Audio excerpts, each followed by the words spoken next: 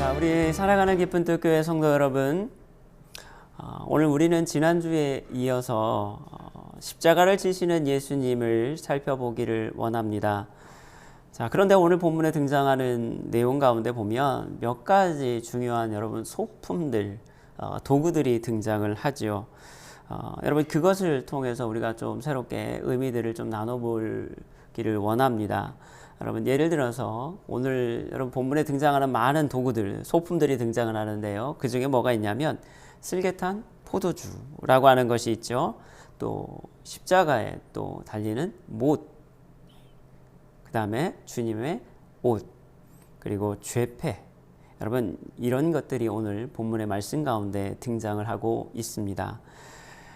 자, 이것들을 담긴 의미들이 과연 무엇일까? 여러분 우리가 한번 그 의미들을 좀 나누기를 원합니다. 여러분 맥스 루케이도 목사님이 예수가 선택한 십자가에서 언급하고 있는 이 소품들이 또 같이 있어요.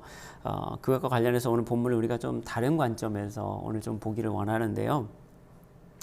자, 오늘 본문의 내용을 보면 이제 시작이 어떻게 시작이 되냐면 이제 많은 고난을 당하시고 조롱을 당하시고 수치를 당하셨던 예수님께서 이제 골고다 언덕에 이르십니다. 여러분 이 골고다라는 곳, 오늘 본문에서는 해골의 곳이다 이렇게 표현이 되어 있죠. 이 골고다라고 하는 이 말의 뜻은 원래 아람어인 골고타라고 하는 것의 음역이다 이렇게 보기도 합니다. 그러니까 해골의 장소다라는 뜻을 가지고 있는데요. 그런데 이 장소에 대해서 역사적으로 이 장소가 어딘지에 대해서는 학자들마다 약간씩 견해가 다르기는 합니다. 그래서 먼저 이 해골을 닮은 곳이다라고 주장하는 사람들이 있는데요. 이 사람들은 주로 이제 영국의 고든 장군이 1800년도에 현재 이 동예루살렘 프랑스 도서관이 있는 부근의 장소에 마치 해골과 닮은 굉장히 유사한 지형을 발견을 하게 됩니다. 그래서 이곳이 아마 골고다일 것이다 이렇게 주장하는 사람들도 있고요.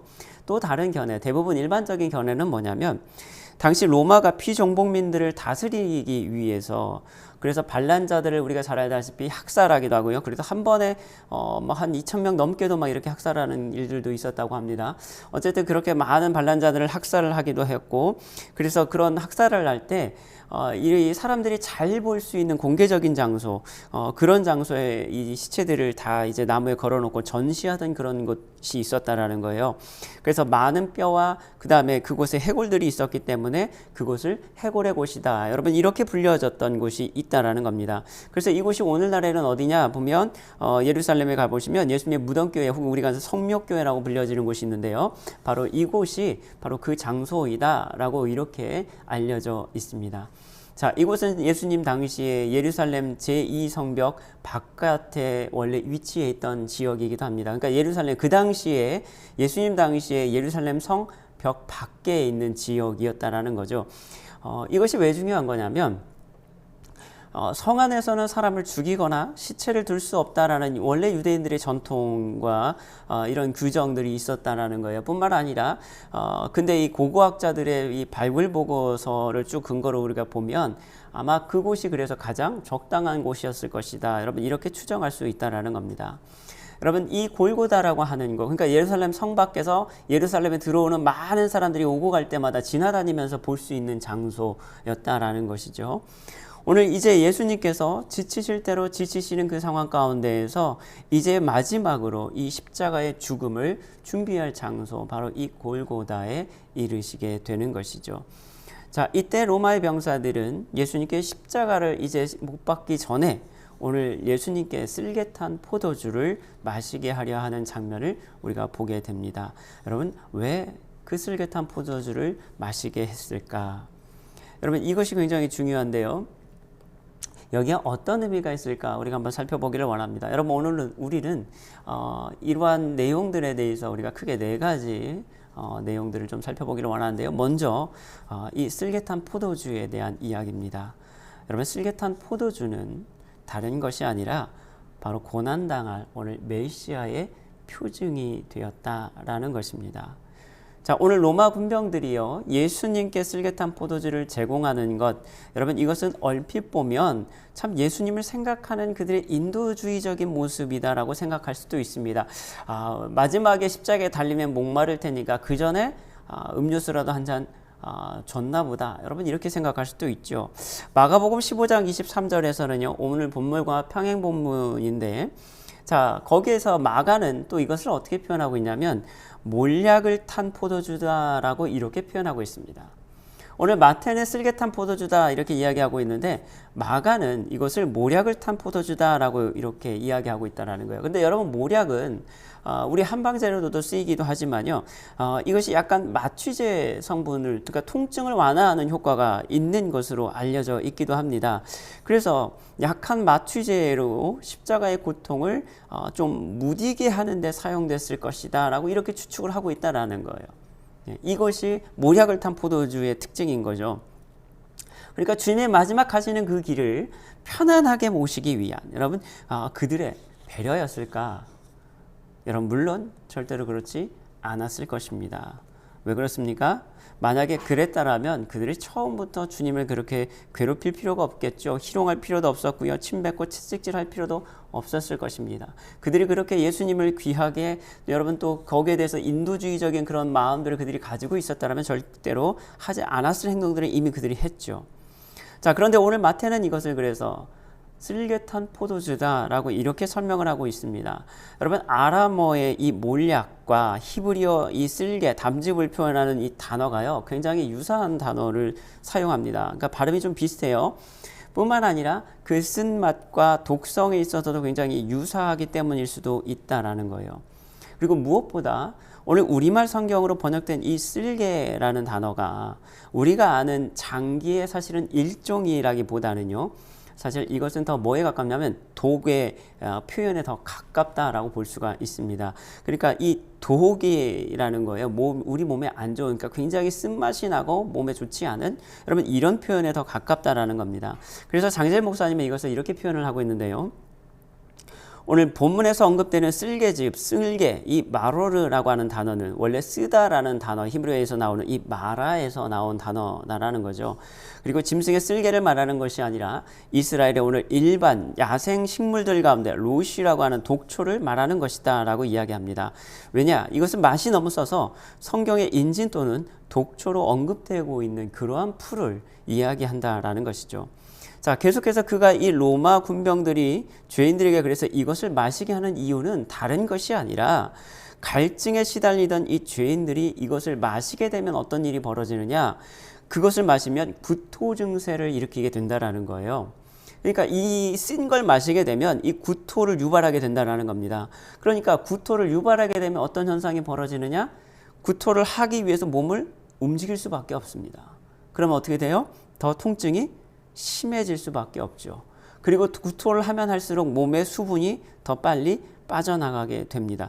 결국 더 이상 목마르다라는 얘기조차도 할 수 없는 상황에 이르게 된다라는 거죠. 결국 이것은 인도적인 그들의 배려가 아니라 오히려 잔인한 조롱의 한 부분으로 그 쓴맛을 나타내는 것이다 라고 이야기할 수 있습니다. 그러니까 여러분, 오늘 이 쓸개라고 하는 것이 이 마라, 이 고통을 뜻하는, 쓴맛을 뜻하는 이 히브리 단어에서 나온 의미라고 본다라면, 여러분 지금 쓸개를 탄 포도주라는 것은요, 결코 주님에게 달가운 것이 아닙니다. 굉장히 고통스럽고 어려운 일이다라는 거죠.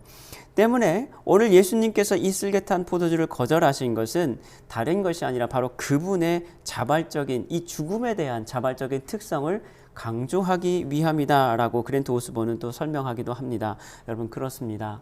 오늘 예수님의 이 십자가의 죽으심은 철저하게 예수님의 자발적인 순종으로, 여러분 예수님의 의지로 인하여 이루어진 일인 줄로 믿습니다. 어쩔 수 없이 여러분 되어진 것이 아니라 예수님 스스로가 그 십자가의 고통을 택하셨고 하나님의 그 뜻에 끝까지 순종하셨던 것입니다. 그것은 수동적 순종이 아니라 자발적으로 적극적인 예수님의 순종의 모습이었던 것을 우리는 보게 됩니다.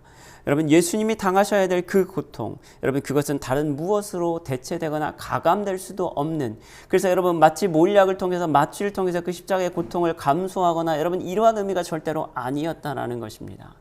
오직 주님은 온전한 정신과 온전한 상태로 여러분 그 십자가의 고통을 온전히 다 100%다 몸으로 온몸으로 한 방울도 남김없이 그 하나님의 진노의 잔을 다 마시고자 원하셨던 것이죠. 그것이 여러분 오늘 이 쓸개를 탄 포도주의 의미다라는 것입니다. 우리의 죄로 말미암은 하나님의 심판의 그 진노의 잔, 여러분 그 진노가 담긴 잔이었습니다. 그 잔을 여러분 그것을 마시고 죽을 수밖에 없는 것이 바로 우리였다라는 것이죠. 그러나 오늘 주님은 그 잔을 먹고 죽을 수밖에 없는 우리를 대신하셔서 오늘 어떻게 하셨습니까? 당신의 온몸으로 그 잔을 받으셨던 것입니다. 그렇게 다른 어떠한 것도 필요치 않았던 것입니다. 그 잔이 옮겨지기를 주님은 기도하셨지만 그러나 그것이 하나님의 뜻인 줄을 아셨기 때문에 그 잔을 피하지 않으십니다. 자기의 온몸으로 그 잔을, 그 진노의 잔을 다 받아들이십니다. 그래서 우리가 마시고 죽을 수밖에 없는 그 잔이 오늘 주님이 여러분 온전히 감당하게 되시는 것인 줄로 믿습니다. 또한 이것은 그래서 시편 69편 21편의 말씀에 대한 성취이기도 합니다. 시편 69편 21편에서 우리에게 이렇게 말씀합니다. 그들이 쓸개를 나의 음식물로 주며 목마를 때는 초를 마시게 하였사오니 라고 말씀하죠. 여러분 다윗의 고통 가운데 원수들이 자기들이 이렇게 멸시하고 무시하고 힘들게 할 때, 조롱할 때 여러분 그 고통을 노래하고 있는 장면인데요. 그런데 예수님께서 오늘 그 말씀을 온전히 성취하십니다. 예수님을 통하여서 오늘 그 말씀이 이루어지고 있음을 오늘 우리에게 보여주고 있는 것이죠. 오늘 다윗이 불쌍히 여길 자를 찾고 긍휼히 여길 자를 바라나 찾지 못했던 것처럼 오늘 주님이 하나님의 아들이 되셔서 그 고난의 잔을 마셔야 될 때 어느 누구도 동정하는 자도 없었고 여러분 누구도 긍휼히 여기는 자가 없었다라는 것, 여러분 그 자리가 바로 십자가의 자리였습니다. 철저하게 사람들에게 외면당하고 고통당할 수밖에 없던 그 자리, 어느 누구도 대신할 수 없는 그 자리, 그리고 하나님조차도 이제 외면할 수밖에 없는 그 고통의 자리, 그 진노의 잔을 마셔야 될 그 고통의 자리, 그 자리에 온전히 서신 분이 바로 예수님이신 줄로 믿습니다. 고난당하는 종의 모습으로 오신 예수님, 그분이 바로 우리의 참된 그래서 메시아가 되셨던 것입니다. 여러분 그래서 히브리서 2장 9절은 우리에게 이렇게 말씀합니다. 오직 우리가 천사들보다 잠시 동안 못하게 하심을 입은 자 곧 죽음의 고난받으심으로 말미암아 영광과 존귀로 관을 쓰신 예수님을 보니 이를 행하심은 하나님의 은혜로 말미암아 모든 사람을 위하여 죽음을 맛보려 하심이라. 아멘. 그 죽음은 어떤 누구도 대신할 수 없는 죽음이었고 어떤 무엇으로도 가감할 수 없는 죽음이었습니다. 그 쓸개탄 포도주를 통해서 오늘 고난당하실 메시아의 온전한 표징이 나타났음을 우리는 또한 깨닫게 됩니다. 히브리서 그래서 13장 2절도 또 이렇게 말씀합니다. 그러므로 예수도 자기 피로써 백성을 거룩하게 하려고 성문 밖에서 고난을 받으셨느니라. 아멘. 자기의 피로써 백성을 거룩하게 하시려고 성문 밖에서 고난을 당하셨고 바로 이 고난받는 메시아의 모습을 우리에게 말씀하고 있습니다. 오늘 예수님은 그 일을 성취하기 위해서 이 땅 가운데 오신 줄로 믿습니다. 자, 두 번째로 우리가 나눌 수 있는 것은 오늘 십자가의 못에 대한 이야기입니다. 여러분 십자가의 못은 바로 우리의 죄에 대한 승리의 선포였음을 믿습니다. 여러분 일반적으로 로마법에 의한 이 십자가의 처형은 먼저 죄를 선고받은 죄인이 자기의 십자가를 지고 형장을 향하여 또 그 가는 길에 자기의 죄목이 적힌 죄패를 이 가슴에 달아서 지나가는 통행인들에게 그것을 모두 볼 수 있게 했다라는 겁니다. 그것을 통해서 노렸던 것은 뭐냐면 바로 인격적인 모독을 받기를 원했다라는 것이죠.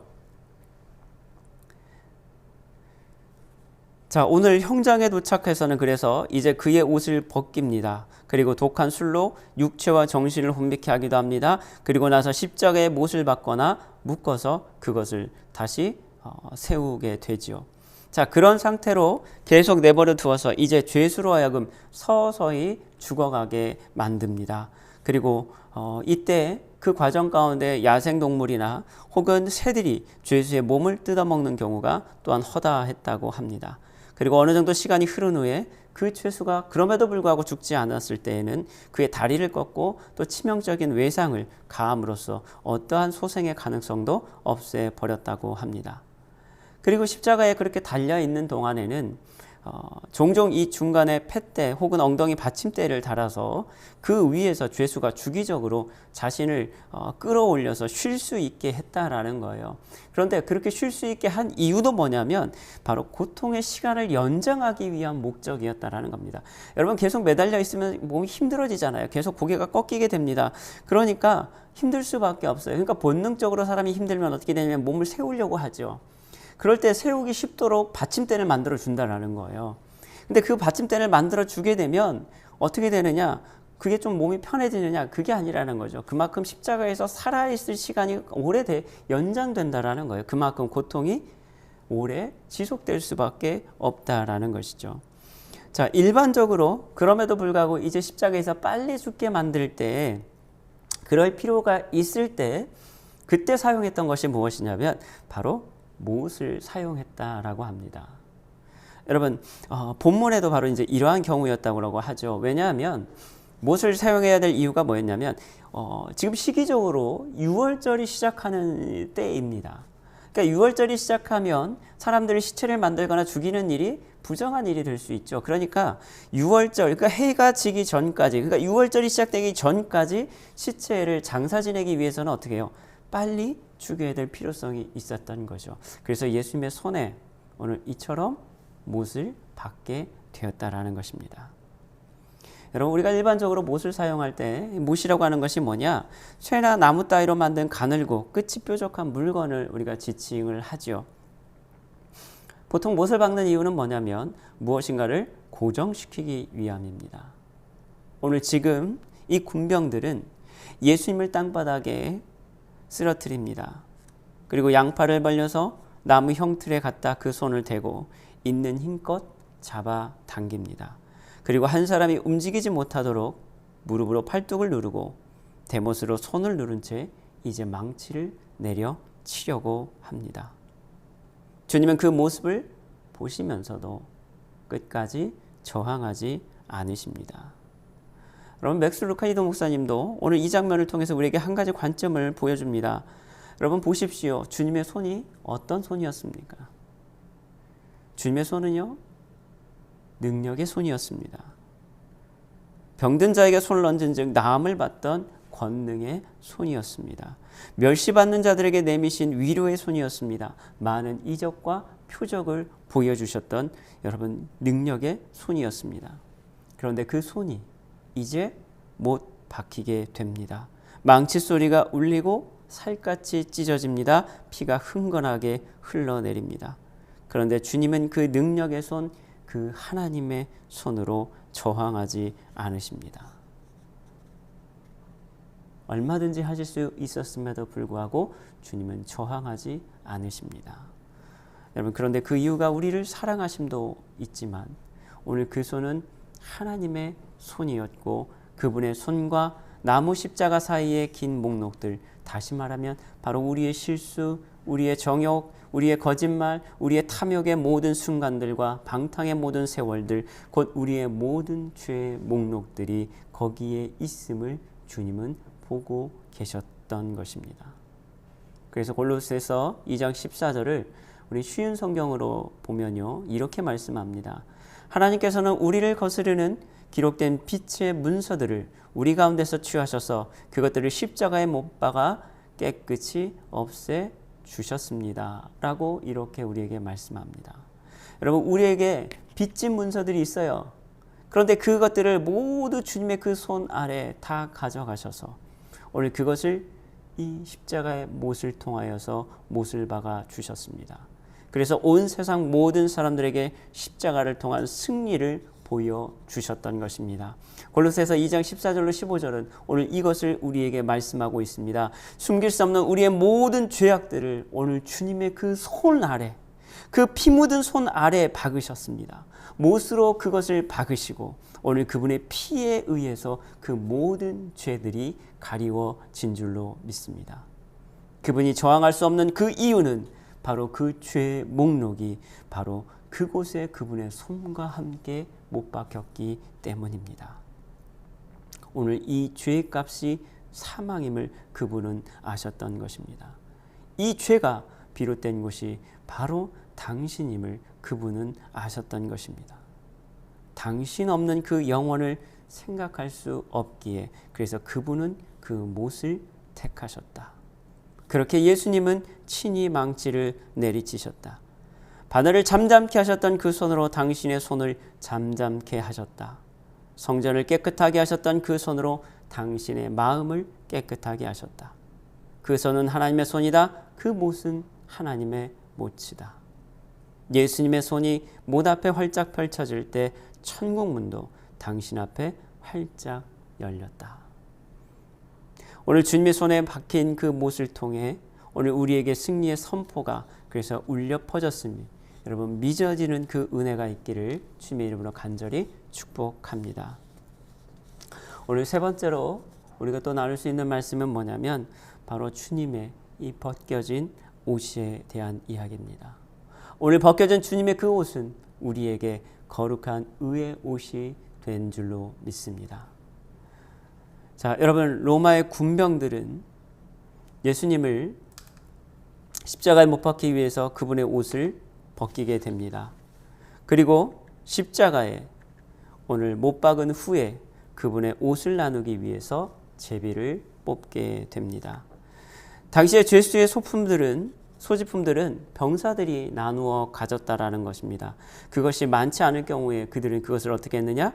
누가 가질지 결정하기 위해서 그것을 주사위를 던져서 물건을 나누었다라고 합니다. 오늘 본문에서는 제비를 뽑았다라고 이렇게 표현도 되어 있는데요. 여러분 우리가 알다시피 예수님 당시의 유대인들에게 있어서요. 겉옷은 굉장히 중요한 것이었습니다. 출애굽기 22장 26절을 보니까 이렇게 말씀합니다. 내가 만일 이웃의 옷을 전당 잡거든 해가 지기 전에 그에게 돌려보내라 라고 이렇게 말씀하고 있죠. 왜 돌려보내야 됩니까? 이 이웃에게는요 그것이 유일한 옷이었기 때문에 그렇습니다. 이 겉옷은 그들의 알몸을 가릴 뿐만 아니라 그들에게 있어서 잠잘 때도 입을 역할도 하는 여러분 굉장히 중요한 것이었다라는 겁니다. 그렇기 때문에 이것을 무조건 돌려줘야 될 정도로 그렇게 여러분 귀하게 취급받던 것이 겉옷이었던 것이죠. 자, 오늘 성경에 보면 또한 우리에게 여러분 이 옷에 대해서 참 많은 것들을 우리에게 말씀하고 있습니다. 이 비유의 말씀들을 참 많이 하고 있는데요. 예를 들어서 여러분 대표적으로 이 옷은 바로 우리의 행실을 드러내는 것으로 이야기하기도 하죠. 베드로 사도는 베드로전서 5장 5절에서 겸손으로 허리를 동일하라고 이렇게 말씀하기도 하고요. 시편 29편 2절에서는 거룩한 옷을 입고 여호와께 예배하라라고 말씀하기도 합니다. 여러분 로마서 13장 14절도 예수 그리스도로 옷 입고 정욕을 위하여 육신의 일을 도모하지 말라라고 말씀하죠. 여러분 우리가 거룩한 옷을 입고 여러분 거룩한 흰 옷을 입어야 됨에 대해서 성경은 또 우리에게 계속해서 말씀하고 있습니다. 그만큼 이 옷은 우리 행실을 뜻하고 우리의 모습을 뜻하는 것으로 또한 많이 비유되기도 하죠. 오늘 예수님 당시 입었던 옷은 특징이 뭐냐면 위부터 아래까지 여러분 통으로 짠 옷들이었다라는 겁니다. 속옷도 마찬가지지만 보통 이게 통으로 짠 옷들을 입었다라는 거예요. 자, 이것에 대해서 맥스 루키드 목사님도 또 이렇게 이야기합니다. 예수님의 성품은 천국에서 지상까지 통으로 짠 솔기 없는 천이었다라는 겁니다. 이것이 의미하는 것이 뭐냐? 영적인 의미가 뭐냐? 하나님의 생각에서 예수님의 행동에까지 이 모든 것이 뭐예요? 하나로 연결되어 있었다라는 거예요. 절대로 따로 떨어져 있는 것이 아니었다라는 겁니다. 하나님의 눈물에서 예수님의 긍휼의 행위까지 오늘 하나님의 말씀에서 예수님의 순종까지 모든 것이 여러분 하나님의 뜻 안에서 한 가지로 다 이루어지는 일들이었다라는 것입니다. 전부가 다 하나였다라는 겁니다. 모두가 예수님의 성품을 보여주는 것이다. 이렇게 이야기하기도 합니다. 자, 그런데 오늘 예수님은 그 옷을 이제 벗겨주십니다. 그 하나님의 옷, 여러분 그분이 메시아 되심의 옷, 여러분 하나님의 은혜 가운데 있는 성령의 충만함을 입고 있는 여러분 그 옷을 예수님께서 그 십자가에서 여러분 못 박히시기 위해서 그 옷이 벗겨지십니다. 나무에 매달린 자마다 여러분 저주받은 자가 되었습니다. 신명기 21장 23절은 이렇게 말씀하는데요. 오늘 주님은 그 저주받은 자, 하나님의 은혜를 벗어난 자, 여러분 버림받은 자, 그 모습이 되기 위해서 완전히 옷이 벗겨집니다. 하나님의 그 은혜의 옷들이 다 벗겨지게 됩니다. 그리고 철저하게 벗어짐의 그 수치스러운 모습으로 십자가에 매달리시게 됩니다. 더군다나 유대인들에게 옷이 벗겨지고 맨몸이 드러나는 것은 너무나도 수치스러운 일입니다. 여러분, 치욕스러운 행위였습니다. 주님은 그 모든 수치와 치욕을 이제 십자가 위에서 겪게 되십니다. 위대한 왕의 옷이 벗겨집니다. 치욕의 옷을 그분이 입으십니다. 그런데 그 치욕의 옷은 바로 온 인류의 죄의 옷들이었습니다. 오늘 그 치욕의 옷이 바로 우리의 죄의 옷이었던 것입니다. 그러나 오늘 주님이 그 치욕의 옷을 입으심으로 말미암아 오늘 우리는 주님이 우리에게 주시는 그 거룩한 의의 옷들을 입게 된 줄로 믿습니다. 히브리서 13장 그래서 12절로 13절은 또 우리에게 이렇게 말씀합니다. 그리스도 예수도 자기 피로써 백성을 거룩하게 하려고 성문 밖에서 고난을 받으셨느니라. 그런즉 우리도 그의 치욕을 짊어지고 영문 밖으로 그에게 나아가자. 주님이 치욕의 옷을 입고 여러분 그것을 짊어지셨던 것처럼 이제 우리도 또한 그의 치욕을 짊어지고 영문 밖으로 여러분 그에게 나아가야 된다라고 히브리서는 우리에게 다시금 말씀하고 있습니다. 그 주님이 입으셨던 그 치욕의 옷, 그분의 그 치욕의 옷을 입으심으로 오늘 우리는 거룩한 의의 옷을 입게 된 줄로 믿습니다. 오늘 그 주님의 그 치욕을 우리가 생각할 때 오늘도 우리는 여전히 주님 앞으로 그 영문 밖에 십자가에 달리셨던 그 주님께로 우리는 다시금 나아가야 될 줄로 믿습니다. 베드로전서 2장 24절도 이렇게 말씀합니다. 친히 나무에 달려 그 몸으로 우리 죄를 담당하셨으니 이는 우리로 죄에 대하여 죽고 의에 대하여 살게 하려 하심이라. 아멘. 오늘 주님은 우리에게 하나님과의 단절이 없는 오늘 이음새 없는 순결한 그 옷을 우리에게 내어주시고 오늘 자신은 교만과 탐욕과 오늘 우리의 이기심으로 누덕누덕해진 그 기운 내추한 옷을 대신 입어주셨습니다. 여러분 이것이 바로 십자가의 은혜인 줄로 믿습니다. 십자가의 능력인 줄로 믿습니다. 또한 이것은 오늘 하나님의 말씀의 성취이기도 했습니다. 시편 22편 18절은 또 이렇게 말씀합니다. 내 겉옷을 나누며 속옷을 제비 뽑나이다. 여러분 이것이 오늘 말씀의 성취고 바로 이것이 우리에게 거룩한 옷을 주신 주님의 놀라운 십자가의 은혜인 줄로 믿습니다. 오늘도 이 거룩한 예수 그리스도로 옷 입는 우리 모두가 될 수 있기를 이 시간 그래서 주님의 이름으로 간절히 축복합니다. 자, 마지막 네 번째로요. 우리가 나눌 수 있는 것은 뭐냐면 오늘 이 머리 위의 죄패에 대한 이야기입니다. 오늘 주님이 십자가 머리 위에 달려진 이 죄패는 바로 예수님의 위대한 왕되심의 선포였는 줄로 믿습니다. 오늘 여러분 이 마지막으로 주님이 달리신 십자가에 여러분 지금 그림을 보시면 죄패가 달려 있지요. 그 죄패는 일반적으로 이 사람이 왜 이런 형벌을 당해야 됐는지를 여러분 그것이 쓰여 있는 것이 바로 이 죄패입니다. 그리고 그 목적은 분명합니다. 죄패를 거는 이유는 뭐냐면 모든 사람들이 여러분 지나다니면서 일벌백계의 교훈을 얻게 하려는 의도였다라는 거예요. 이 십자가는 사람들이 지나다니기 보기 좋은 많이 볼 수 있는 여러분 그곳에 세웠습니다. 왜요? 그래야지 효과가 있기 때문에 그렇죠. 그래서 이 죄패를 보면서 이런 죄를 지면 우리도 이렇게 당할 수 있겠구나. 여러분 이것을 교훈하게 만드는 의도가 분명히 있었다라는 거예요. 그런데 오늘 예수님의 죄패에는 오늘 뭐라고 쓰여 있었느냐? 바로 유대인의 왕이라고 적혀 있었습니다.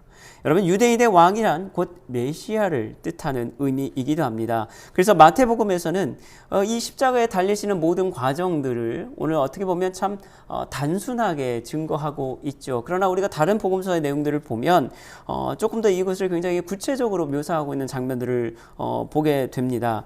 오늘 이 죄패의 내용에 대해서도 마찬가지인데 오늘 마태복음에는 유대인의 왕이다라고 이렇게만 딱 설명하고 넘어갑니다. 그러나 이것을 여러분 우리가 요한복음 19장에서 보면 이런 또 일화가 나타나고 있어요. 내용들이 등장을 하고 있는데요. 요한복음 19장에서 대제사장들이요.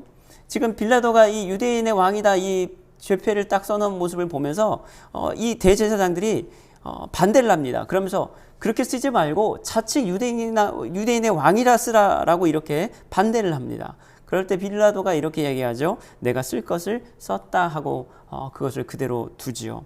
자, 그런데 여러분 이 내용을 보면 빌라도가 예수님이 유대인이 왕이심을 정말로 온전히 믿어서 인정해서 여러분 이 죄패를 이렇게 썼을까?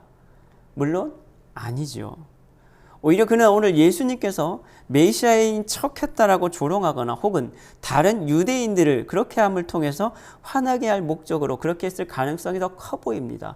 혹은 자기의 죄를 면하기 위한, 여러분 잘못을 면하기 위한 그런 방편일 수도 있겠죠. 하지만 그의 이러한 행위는 아이러니하게도 참된 진리를 오늘 드러내고 있음을 우리는 보게 됩니다. 오늘 죄패대로 예수님은 참된 유대인의 왕이실 뿐만 아니라 오늘 또 어떤 분이십니까? 만왕의 왕이 되셨기 때문입니다. 오늘 예수님은 십자가에 죽으시고 부활하심을 통해서 여러분 유대인의 왕일 뿐만 아니라 이방인의 왕, 곧 만왕의 왕이 되신 줄로 믿습니다. 오늘도 왕 되신 그 예수님이 여러분 믿어지는 은혜가 있기를 축복합니다. 자, 그런데 요한복음 19장 20절에 보니까요, 오늘 또 우리에게 이렇게 말씀합니다. 이 죄패가 어떻게 쓰여져 있었느냐? 세 가지 언어로 쓰여져 있었다라는 겁니다. 자, 히브리어, 그리고 로마, 그 다음에 헬라어. 그러니까 로마어는 라틴어입니다. 라틴어 그리고 헬라어로 이렇게 세 언어로 기록이 되어 있다라고 말씀하고 있죠. 자, 그래서 어떤 학자들은 이 세 가지 언어를 어떻게 보기도 하냐면, 자, 이 히브리어는 종교를 뜻하는 것이고, 이 라틴어는 법률과 정치를 뜻하는 것이고, 헬라어는 문화를 뜻하는 것이다. 여러분 이렇게 보기도 합니다. 그러니까 모든 영역에 걸쳐서 오늘 예수님의 왕되심을 선포하는 것이다. 이렇게 보기도 하죠. 자, 여기서 무엇보다 중요한 것은 뭐냐면 유대인들뿐만 아니라 모든 사람들, 여러분 모든 인종들이 여러분 이 예루살렘 성을 왔다 갔다 하는 과정 가운데 모든 사람이 다 그 내용을 읽을 수 있었다라는 것이죠. 이 세 가지 언어로 다 기록이 되어 있기 때문에 여러분 셋 중에 하나를 여러분 모를 수가 없었던 겁니다. 그래서 모든 사람이 다 읽을 수 있었다라는 거예요. 마태는 처음부터 예수님을 어떤 분으로 묘사하고 있습니까? 위대한 왕으로, 여러분 메시아로 이야기하고 있죠. 그래서 여러분 마태복음에 등장하고 있는 이 동방박사가 예물을 드리러 멀리서부터 오는 이야기가 그것을 더 분명하게 보여줍니다. 자, 그러니까 보세요. 예수님의 탄생이 왕으로부터 시작이 돼서요. 예수님의 죽으심, 십자가에서 죽으심 또한 뭡니까? 유대인의 왕으로 죽으시는 것입니다. 왕으로 오셔서 왕으로 죽으시는, 여러분 십자가의 자리에서도 또한 왕이심을 다시금 선포하고 있는 것입니다. 예수님은 참으로 모든 백성의 왕이셨기 때문에 오늘 모든 백성의 언어로 다시금 그렇게 이야기되고 전해지고 있는 것입니다. 오늘 이것은 하나님의 놀라운 섭리이자 역사임을 우리는 다시금 깨닫게 됩니다. 오늘 맥스 루케이도 목사님도 그래서 이 새 언어와 관련해서 우리에게 다시금 말씀합니다. 하나님이 말씀하시지 않을 언어가 하나도 없다라는 겁니다. 그러면서 오늘 우리에게 그의 책 가운데 이렇게 우리에게 질문합니다. 그분은 당신에게 무슨 언어로 말씀하고 계시는가? 오늘 하나님이, 오늘 예수 그리스도가 우리의 왕되심을 오늘 하나님이 우리에게 말씀하고 계십니다. 그런데 그 언어가, 내가 들을 수 있는 그 언어가 과연 무엇이냐라는 거예요. 여러분 그 언어는 풍요의 언어가 될 수도 있습니다. 궁핍의 언어가 될 수도 있습니다. 아픔의 언어도 될 수 있다는 거예요. 여러 가지 모든 다양한 언어들을 사용해서 오늘도 하나님은 우리에게 말씀하신다는 것입니다. 여러분 풍요의 언어, 좋은 것만이 하나님의 음성이 아니다라는 거예요. 고난을 당하는 것도, 어려움 당하는 것도, 아픔을 통해서도 하나님은 우리에게 들려주신다라는 겁니다. 그러면서 무엇을 말씀하고 계십니까? 그럼에도 불구하고 오늘 예수 그리스도는 우리의 위대하신 왕이 되셨다라는 것입니다. 오늘도 십자가를 통해서 하나님이 그것을 우리에게 선포하고 계십니다. 여러분 그래서 마지막으로 이렇게 정리합니다. 당신의 아버지도 당신의 언어를 배우셨다. 그분께 감사드리는 것이 당연하지 않겠는가? 감사와 아울러 하나님이 당신에게 보내고 계신 신호를 혹 당신이 놓치고 있지 않은지 여쭈어보라. 여러분 오늘 우리는 참 어려움 가운데, 고난 가운데 있습니다. 하나님의 의도치 않은 사람들의 행위를 통해서도 하나님은 당신의 뜻을 드러내시는 줄로 믿습니다. 그것이 하나님의 언어다라는 겁니다. 이 모든 것은 하나님의 섭리 안에서 지금도 이루어지고 있는 줄로 믿습니다. 지금 우리가 많은 어려움 가운데 있지만 또 고통 가운데 있지만 뿐만 아니라 앞으로도 여러분 우리 교회 가운데 임하게 될 정말 많은 고난과 어려움들이 있게 될 것입니다. 여러분 계시록의 말씀은, 요한계시록의 말씀은 분명히 우리에게 그것들을 말씀하고 있습니다. 우리는 여전히 믿음의 삶을 살기 위해서는 핍박도 고난도 견뎌 나가야 됩니다. 우리 믿는 자들에게는 여러분 반드시 그러한 일들이 있고, 여러분 시대가 점점 흐르면 흐를수록, 마지막 때가 가까우면 가까울수록 우리에게 임할 고난은 더욱더 클 수밖에 없습니다. 여러분 그 고통 가운데, 고난 가운데 있을 때 여러분 그것이 오늘 우리에게 주시는 하나님의 음성이 될 수 있기를 소망합니다. 여러분 그 말씀을 통해서, 그 어려움들을 통해서 오늘 하나님께서 우리에게 들려주시는 언어가 있다라는 겁니다. 오늘 주님의 그 십자가를 통해서 주님의 왕되심을 선포하셨던 것처럼 오늘도 우리의 삶 가운데, 그 고난 가운데, 어려움 가운데, 그리고 여러분 핍박 가운데 있다 할지라도 그 안에서 주시는 하나님의 음성이 우리에게 있는 줄로 믿습니다. 오늘 요한계시록의 말씀은 또 하나, 그래서 바로 그러한 자들에게 주시는 하나님의 소망의 음성이기도 합니다. 여러분 계시록의 핵심은 잘 보시면 끝까지, 그래서 마지막 때까지 그런 어려움이 있지만 그래도 끝까지 그 믿음을 지키는 자, 인내하는 자가 하나님이 주시는 놀라운 구원의 은혜를 누리게 될 것임을 여러분 약속하고 있음을 우리는 보게 됩니다. 여러분 그것은 고난 가운데 있던 그 당시에 지금 초대교회가 핍박 가운데 있었고, 지금 사도 요한이 그 요한계시록을 쓸 때에도 당시에도 자기가 이미 노역 생활을 하고 있는, 여러분 많은 나이에 어렵게 힘들게 노역 생활하는 그 가운데서 썼던 것이 바로 이 계시록의 말씀이었습니다. 그 말씀에는 소망이 있습니다. 하나님의 약속이 있습니다. 어려움 가운데, 고난 가운데 핍박이 있겠지만 그러나 그 가운데서도 끝까지 믿음으로 인내하는 너희가 반드시 구원의 놀라운 면류관을 얻게 될 것이다 라는 그 소망이 담겨져 있습니다. 오늘도 그 음성이 이 어려움 가운데 있는 우리 가운데 여러분 그 음성이 들려질 수 있기를 축복합니다. 오늘도 우리에게 주시는 그 하나님의 음성이, 위로의 음성이, 치유의 음성이, 그리고 세상을 이기신 승리하신 그 예수 그리스도가 우리의 위대한 왕이 되심을 선포하는 오늘 그 음성이 우리에게 들려줄 수 있기를 소망합니다. 여러분 사도 바울의 고백처럼 오늘 그래서 고난 가운데서도 여러분 기뻐할 수 있는 우리가 되기를 축복합니다. 여러분 골로새서 1장 24절은 그래서 우리에게 이렇게 말씀하고 있어요. 나는 이제 너희를 위하여 받은 그 괴로움을 기뻐하고 그리스도의 남은 고난을 그의 몸된 교회를 위하여 내 육체에 채우노라. 나는 이제 너희를 위하여 받은 괴로움을 기뻐한다, 사도 바울은 이야기합니다.